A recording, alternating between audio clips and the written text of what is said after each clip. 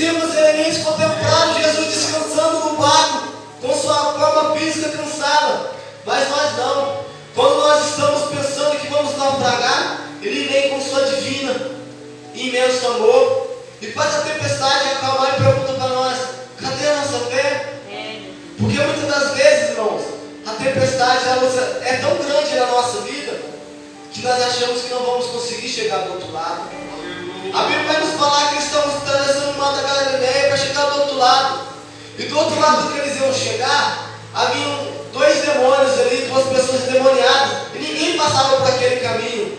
Então eu creio que no meio daquela confusão, tipo assim, nós estamos indo para um lugar onde ninguém pode passar a casa dos demônios, e agora vem essa tempestade. O que vamos fazer? Vamos perecer no meio desse mar.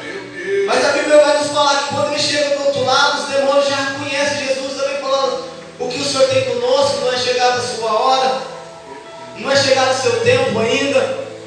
E muitas das vezes o nosso inimigo reconhece o nosso Senhor, e muitas das vezes nós passamos desapercebido. Muitas das vezes o Senhor faz grande coisa na nossa vida e nós ficamos perguntando: cadê Jesus? Cadê Jesus nas horas mais difíceis da nossa vida? Tem momentos na nossa vida que a gente começa a orar, começa a interceder e parece que nada vai para frente, parece que as coisas começam a piorar, e começamos a perguntar: cadê o Mestre? Cadê o nosso Senhor Jesus? E lá em Mateus ele vai dizer que está conosco até a consumação dos séculos, não um século só, até a consumação dos séculos, até que Ele venha buscar conosco. Ele está conosco. Tem dias na nossa vida que Ele não vai responder, tem momentos na nossa vida que Ele vai ficar em silêncio, para ver até onde a gente vai conseguir chegar. Porque ali, quando aquela tempestade se levantou contra aqueles homens que estavam naquele barco, se eles tivessem um pouquinho mais de fé, eles não precisavam ter acordado Jesus, eles não precisavam ter corrido até Jesus.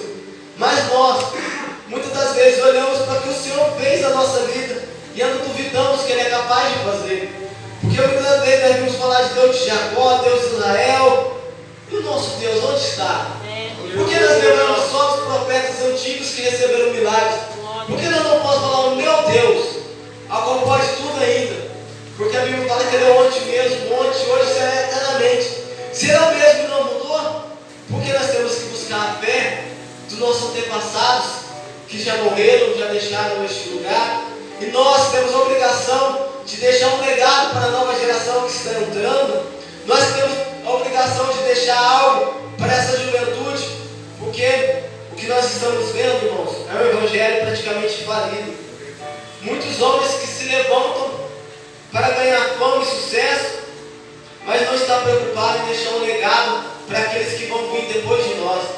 Será que aqueles que vão vir depois de nós vai olhar aqui para as ruas nossas? Dentro dessa igreja havia um profeta, havia uma mulher de Deus. Será que eles vão olhar para nós com as nossas? Dentro daquela igreja só tinha pessoas que queriam se aparecer. Porque nós não estamos aqui para aparecer, irmãos. Porque aqui quem tem que aparecer é Jesus. Nós fomos chamados para ser servos. Nós temos que servir ao Senhor, porque grande coisa tem feito o Senhor na nossa vida. Quantos livramentos o Senhor tem nos dado? Quantos livramentos o Senhor tem nos colocado na nossa mão? E muitas das vezes a gente começou a questionar. Isso me faz lembrar do povo que saiu do Egito. O Senhor tirou o povo do Egito, e o povo de tanto reclamar, de tanto murmurar com Moisés, para o povo ficar quieto. Eu estou trabalhando, eu estou operando. Eles querem mais o quê? De dia tem uma nuvem cobrindo eles, eles não passam calor, e de noite eles não passam frio. Eles querem nada e tem maná. O que mais eles querem? E muitas das vezes o Senhor tem dado isso para nós, e nós sempre queremos mais do Senhor. Sempre queremos mais do Senhor, mas o que mais nós queremos do Senhor? A palavra de Paulo vai dizer que nós temos que ter mais, mas mais da presença, mais a vontade de buscar. Senão foi em vão aquilo que Ele fez naquela cruz por nós. Se nós pararmos para pensar o sacrifício que o Senhor fez lá naquela cruz por nós, irmão, o que nós fazemos por Jesus é praticamente nada, é inútil. Porque muitas das vezes nós sempre colocamos questionamentos. Muitas das vezes a forma física vem nos colocar para baixo, e a gente fala: não vou na igreja hoje que eu estou cansado. Mas será que quando Jesus estava carregando aquela cruz por mim e por você, Ele não sentiu cansado? Será que quando Ele estava carregando aquela cruz, Ele não pensou em parar, em desistir como homem? Porque Ele veio na forma de homem. Se fosse nós, no lugar de Jesus, naqueles momentos, qualquer um de nós tinha parado no começo. Qualquer um de nós. Quando Judas tivesse nos negado, a gente já tinha parado. Porque aquela pessoa que andava com nós, estava sempre conosco, nos negar. Aí foi o primeiro baque. Depois Jesus estava no Getsemane orando, ele volta e pega seus discípulos dormindo. Fala, vocês não podem tirar apenas um minuto para orar comigo. Está chegando a minha hora. Muitas das vezes, irmãos, nós não tiramos esse um minuto com o Senhor. Muitas das vezes, nosso dia é tanta correria que nós não simplesmente nem agradecemos pela oportunidade de ter levantado, pela oportunidade de ter um emprego.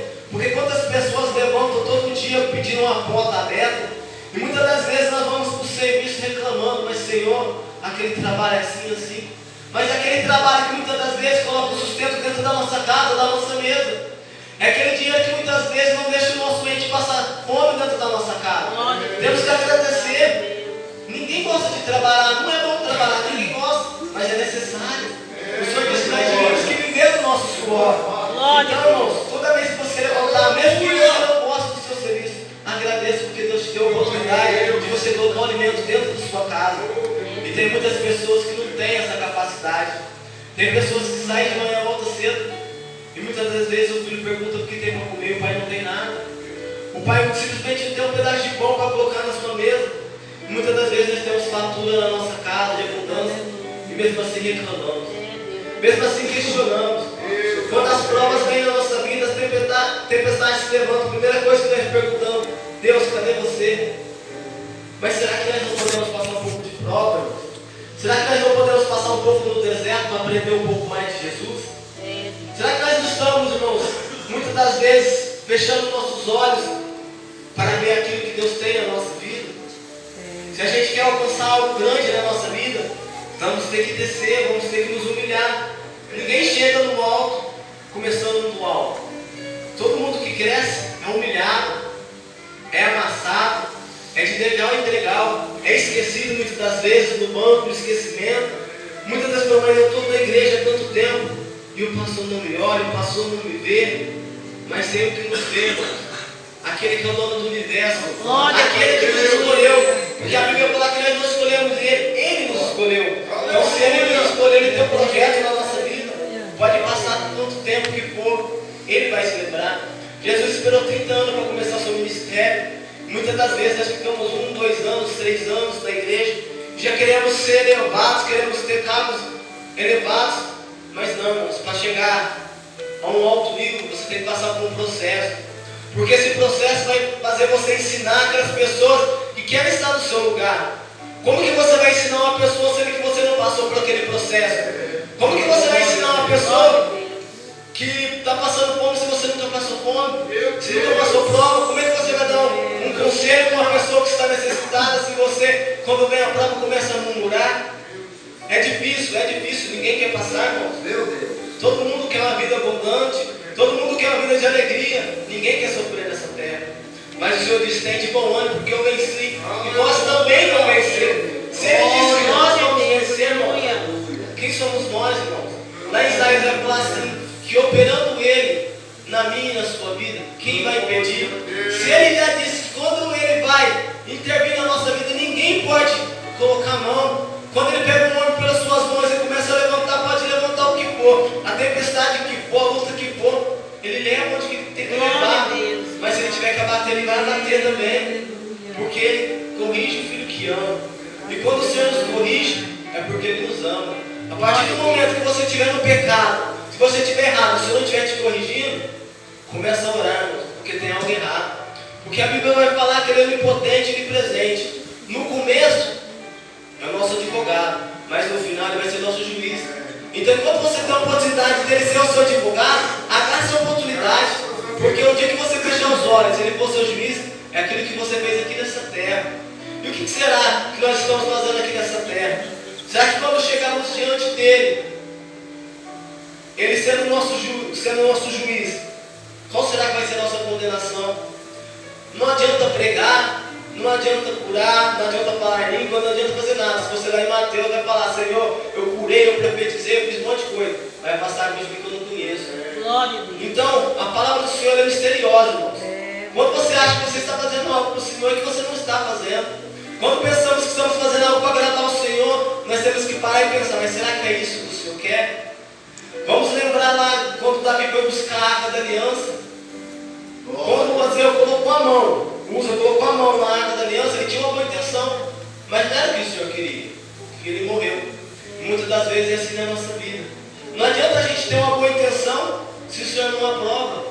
Não adianta a gente querer fazer algo para o Senhor se a gente não buscar a direção dele. Porque sem a direção de Deus nós não somos nada, somos cegos, sem rumo. E muitas das vezes nós colocamos uma venda com as nossas próprias mãos, nos nossos olhos, para não enxergar o que o Senhor tem feito na nossa vida, o que o Senhor tem feito na nossa família. Mas muitas das vezes pensamos, mas Senhor, meu filho está fora da igreja, meu esposo não vai, minha esposa não vai. Mas é um tempo para tudo. Enquanto a gente buscar, enquanto a gente interceder por nossa família, Ele vai te fazer algo. Passa o tempo que passar, pode demorar 1, 2, 3 anos. Se você ler lá em João, você vai ver o coxo lá no tanque de Betesda. Ele esperou 38 anos para o seu milagre chegar. Ele ficou 38 anos esperando um ombro amigo. E simplesmente uma palavra, ele foi curado. E muitas das vezes nós vamos para a casa do Senhor, ficamos 10, 20 anos esperando um ombro amigo, sendo que Jesus está do nosso lado com uma palavra. Muitas das vezes não queremos enxergar. Muitas vezes falamos, Senhor, usa um pregador para falar comigo, mas a palavra do Senhor já fala conosco todos os dias se a gente lê. Muitas das vezes ficamos esperando o homem fazer aquilo que o Senhor faz por nós. Então, irmãos, quando a tempestade vir, o medo, o desânimo vir, lembre-se que você tem um Deus que é dono de tudo e de todos. Como já foi dito aqui, Ele é um bom pastor. E um bom pastor, ele cuida das suas ovelhas. Um bom pastor, quando a sua ovelha está machucada, ele zela por ela até ela ficar boa. Então, se nessa noite você estiver machucado, estiver para baixo, angustiado, não se preocupe. O bom pastor está aqui nessa noite para curar suas feridas, para sarar aquilo que tem fazido você pensar em desistir, em desanimar. Que nessa noite, irmãos, essa palavra possa glória a Deus, aleluia. E toda vez que a tempestade se levantar na sua vida, lembre-se que você tem um Deus que tudo pode. E Ele acalma o mar, Ele acalma o vento, Ele acalma tudo que você precisar na sua vida. E assim eu agradeço a minha oportunidade. Em nome do Senhor Jesus. Amém.